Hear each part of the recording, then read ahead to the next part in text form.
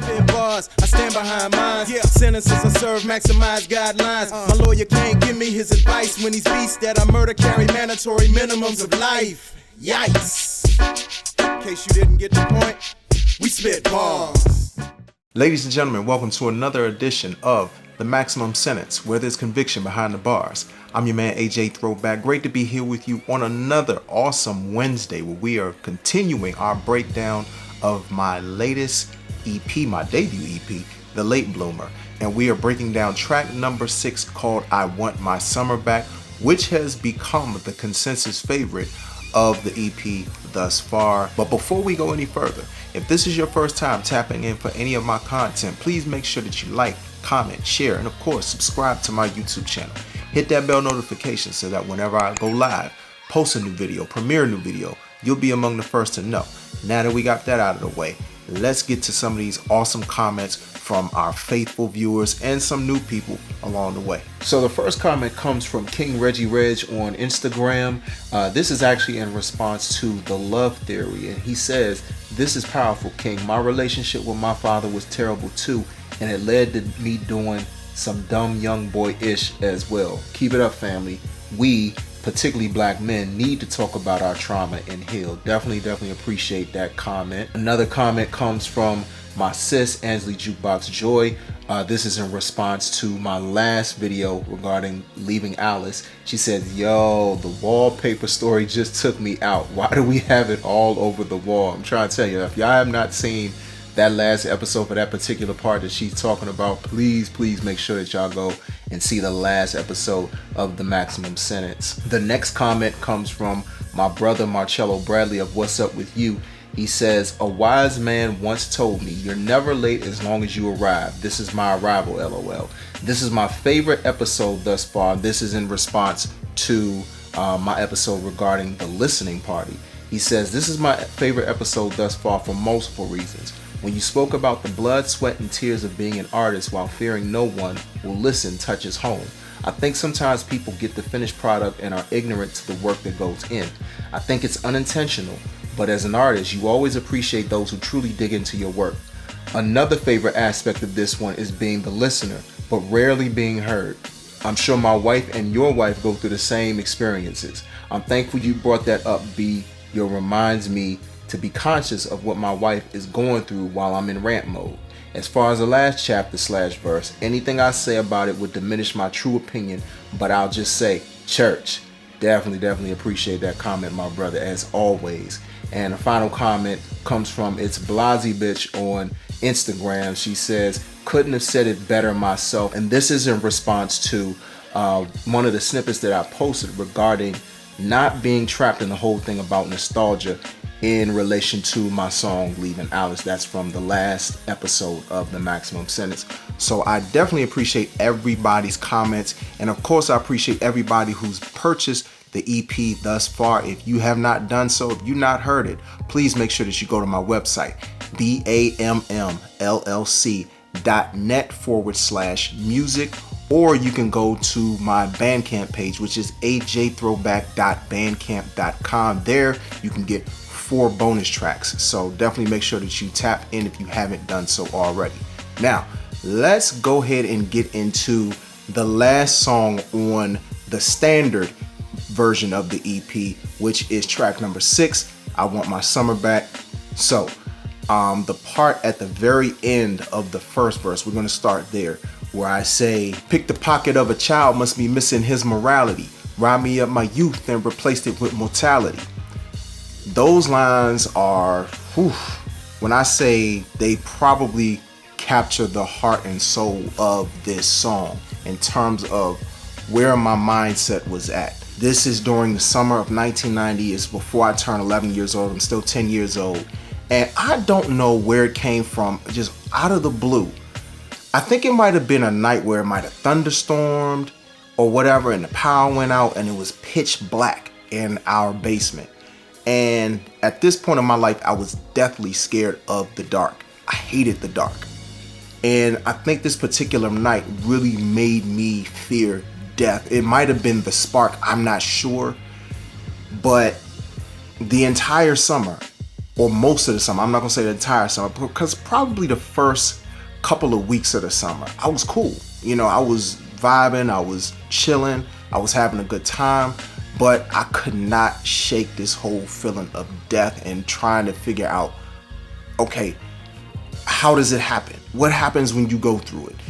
Because a lot of times they'll talk about it in TV. You know, people will talk about, you know, you see the light and your light flashes before your eyes, and all of these different things that they try to make it seem like it is. And then I had the nerve to see that devil awful movie. It's funny, when I was a kid, I did not think this, but now that I'm older and I look at it, and I mean, if you ask like Rotten Tomatoes, the Razzies, all of these different judges of what's a good movie, what's not a good movie, Ghost Dad with Bill Cosby, Lord, such a terrible movie when you really think back on it. And just when I watch this movie as I'm older, I'm just like, this is a trash movie. But I think that movie did not help, because in the movie he dies. And then I want to say Ghost might have came out the same year, 1990. It's like all of these movies about death, people dying or people near death. And it just really triggered something in me. And for a child, for a 10-year-old child to be obsessed with this, what didn't help is so many different things. We'll get to that in the second verse, but so many different other factors that really just kind of exacerbated this feeling, exacerbated this thought of trying to figure out, okay, do you feel anything? Does your consciousness just cease to exist? Everything that you know, what really happens? Is there such thing as an afterlife? Is there heaven and hell? What are all of these different things? You know, what is this experience going to be like? Because everything that you experience is informed by life. So for everything to just stop, it's like, what is the transition like? So in the second verse, first and foremost, the second verse, I've written a lot of great verses, and a lot of times I think as MCs, it's very easy for us to focus on our first verse and our last verse. But I feel like a second verse, especially when you're telling a story, is one of the most essential verses, because it's the bridge between that first verse and that third verse. It keeps the storyline going. This is my favorite second verse I've ever written in my entire writing career as a lyricist, as an MC, as a rapper, as a recording artist. Like, I absolutely just feel like this second verse, the wordplay, the rhyme scheme, the picture I'm painting, is just really the perfect bridge between the first verse and the third verse. I think the part in the second verse that I want to focus on that really drives the point home is where I say the vendetta stretches back several years prior, 86, when the astronauts and Bias died getting higher. Thought that taking Uncle Daryl in that accident was sure to have the bull imagining, frantic panicking. Those first four lines of that second verse are very important, because 1986, of course, the Space Shuttle Challenger, that crash, January 28th, I believe it's January 28th, 1986. Most of us kids who grew up during that time will never forget that day. I feel like I was just having a conversation with somebody about that crash, because it just was one of the most inexplicable things that I ever seen in my entire life. It wasn't my first experience with understanding what death was. I'd actually have to go a little bit further back to 1984 with Marvin Gaye, his murder, his dad killing him. That was really like one of the first recollections I have. But 86 was a really rough year, because you had the Space Shuttle Challenger. Then I want to say it was June of 86. I forget the exact date, but I was a huge Len Bias fan, like huge Maryland fan. And when he overdosed and died, that whole thing, first and foremost, I didn't know what really the whole cocaine drug thing, that was one of my first connections to that. Not only was it a thing about cocaine, but it was a thing about you could actually overdose on cocaine and die from it. So that really rocked a lot of us in this area, but still not to the point where I'm obsessing over it. But then 2 months later, August 28th, I'll never forget it, August 28th, 1986. My Uncle Daryl, I think he's with one of his friends, and I think he's going down, it might have either been 95 or 66. It might have been 95 though, because I believe he was near Springfield when it happened. There was this tractor trailer that hit them from behind, and it hit them so hard that I want to say it killed both passengers in the car. And that was the first family member that I remember dying. And that hurt because my Uncle Daryl, he was really like, I looked up to him so much. At that time, he was one of my favorite uncles. And, you know, I don't like to play favorites, but that was my dude. He was just so super cool.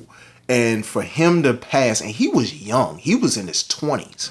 So that really hurt the family. It rocked the family, you know, because I want to say not only was he young, I want to say he was the baby. Out of every, you know, all of my uncles and aunts on my mom's side of the family. And so that really rocked our family something serious. But even with those things happening, it still didn't register to me like, okay, this whole death thing, like, what is it? What is it like? What happens? All I knew is that when people died, they weren't coming back. I did understand that. But it was still the whole thing of, okay, well, what happens to me? Because it's like this is happening to them, but until it happens to you, or until you're as close to happening to you, it's still not going to really be one of those things that registers as much. Okay, so then you get to the lines where I say 89 kids were dying over pumps and Jordans. Young, black, and bloody, only way they come reporters. Carbon monoxide poisoning. Plane crashes, threw it all at me. Wasn't phased, I remained emphatic. Like, all of these different things are happening. Like, the whole thing of pumps, I never forget, it was this group of, like, I want to say maybe they were 16, 18 years old. Maybe 3 of them, maybe 4. It was this kid, he had to be no more than like 11, 12 years old.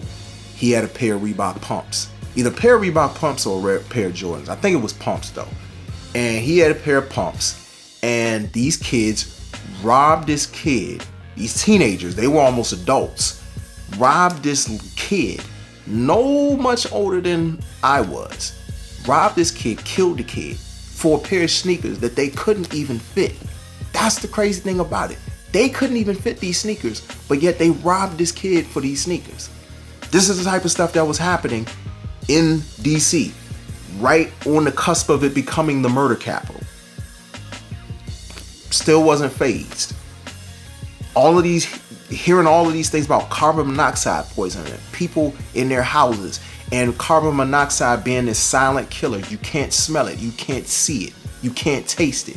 But if you don't have a carbon monoxide detector, a whole family, I never forget, it was like a whole family in their house died because they didn't know that there was a carbon monoxide leak. The whole thing of plane crashes, I forget, it might have been a Pan Am flight.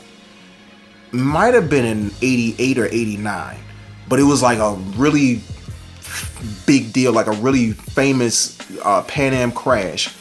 I remember that being like this big thing at that time, like all of these different things that it's like, okay, these things should scare me, but I'm still not phased to the point where it's like, okay, I'm preoccupied with it. But then a year later, 1990, that's when it happens. And it's just, again, I want to connect it to that particular night where the power went out and it was dark, and you know, all I can think of is this what happens when you die? Like, if things just go dark, you don't hear anything, you don't see anything, you don't feel anything. Like, what is the experience like?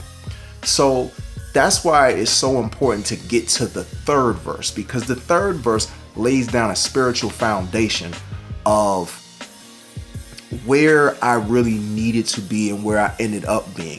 I'm not saying that I was all the way there when I was younger, but eventually as I got older, I feared death a lot less. But it was the whole thing, like my mom was big on taking us to church at this particular time. We would go back and forth between St. Thomas More and Southeast, and it was like another church on W Street, I think, in Southeast by the Big Chair. So the thing is, it was very important for us to have that spiritual foundation, because without it, honestly, I probably would have fear death a lot more and a lot longer. That's why the lines that are actually on this shoulder, and y'all gonna see in a second, the lines are so important where I say, be his friend, heed his lead, and leave the rest to me. And you don't have to wait to die for you to rest in peace. Because a lot of times we focus on the whole thing of rest in peace in death. But we don't focus enough on it in life. We're so worried about all of these different things. What's our career gonna be like? Who we're gonna marry? How many kids we're gonna have? How much money are we gonna make when we have a particular job? I need to lose weight, or I need to do this, or I need to do that, or I got all of this stress on my mind, that a lot of times we are on this rat race in life that we're frantic, we're panicking, we're worried about this, we're concerned about that, and we don't really enjoy the life that we have here. But yet we say rest in peace when somebody passes away. And it's like, yes, I understand from a spiritual perspective, you want that person's spirit to be able to rest in peace. Because a lot of times on earth, depending on what a person goes through, they don't have the same amount of peace. I mean, nobody has the same amount of peace that they would have in the afterlife. You know what I'm saying? Specifically, if it's a positive afterlife. But the key thing about having a spiritual foundation is knowing that you can have peace on both sides of it. You can have peace in this life, you can have peace in the afterlife. But a huge amount of having peace in this life, and I can't speak for anybody else, but I am a God-revering man, not a God-fearing man. I'm a God-revering man. Because I'm a God-revering man, I know that I can have peace in this life and in the afterlife. God came so we can have peace and have it more abundantly. And to have it abundantly means to not worry so much about what's going to happen tomorrow, what's going to happen, I don't know, 2 hours from now, 10 hours from now, 20 hours from now, doesn't matter.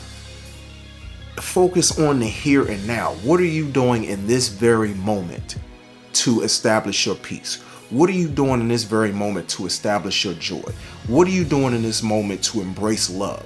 What are you doing in this moment to appreciate life as it comes right now? Physically, you're going to die. It is inevitable. That's one of the things that God has been trying to say to me, or God was trying to say to me at that time, or God has been trying to say to me throughout different points of my life when the fears come back up. Thing is, it's about enjoying the life that you have right now. Living for God. Living to please Him, living to serve Him, living to live out the things it says in His Word. Like I said, I can only speak for myself. But at the same time, even if you're not a God-revering person, regardless of that, what are you focusing on in this life right now? I know it's a whole lot of things that's going on, and specifically right now, with everything going on in the world. You think about COVID. You think about what's going on over in Russia and the Ukraine. You think about what's going on with the environment and global warming and all of these different things that you hear about in the news. That's one of the biggest reasons why I don't watch the news. All of these celebrities that are dying. And granted, it happens. But it just seems like an uptick of it happening, specifically since COVID started. So like the past 2 years, it's just really, we've been losing a lot of our legends over these past 2 years. And you have all of these different things happening. And there are a lot of people out there that I'm sure that they are panicking behind these things. They're wondering, well, what's my life going to be like? How is my life going to shake out? Who's to say that I'm not next? And really, the biggest thing is live. That's why I'm wearing this shirt that you see. It says, instead of ready to die, ready to live. There's a specific reason why I designed this shirt in the way that I designed it. Because what we speak over ourselves, and I could get into the whole thing about Biggie. I could get into the whole thing about Tupac and how in a lot of ways they spoke their fate over them. And that's what befell them, unfortunately. When you speak a certain energy over yourself, that's what's going to happen to you. Now, granted, again, everybody's going to die. But how soon? How much life are you going to live based on what you speak over yourself? If you speak death over yourself, guess what? it's probably going to happen to you sooner than you want it to. If you speak life over yourself, there's a greater chance that you'll have a longer life. If you speak health, if you speak prosperity, if you speak positive things over yourself, your life is going to reflect that. And that's a huge amount of the thing of being ready to live versus being ready to die. You know, I think about another song that Scarface had years ago from his Last of a Dying Breed album, where he said something about we're all born dying. And it's like, while he's not wrong, it's a whole thing. What's your perspective? You could either look at it like you're born to live, or you're born dying. Your life can reflect what you speak your reality to be. And that's the bottom line.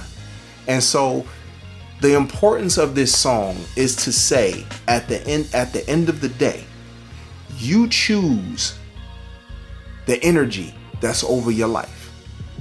Either that energy is about you worrying so much about the fact that you're going to die, or it's about the fact that you can have life and have it more abundantly. No matter what you believe, whether you believe in God or not, you can have life and have it more abundantly if you speak life over yourself at every possible turn. That's the key. At every possible turn. Father Time is undefeated. You cannot defeat him, but it's a matter of how long can you put it off. That's really up to you. And that's really what the song is about.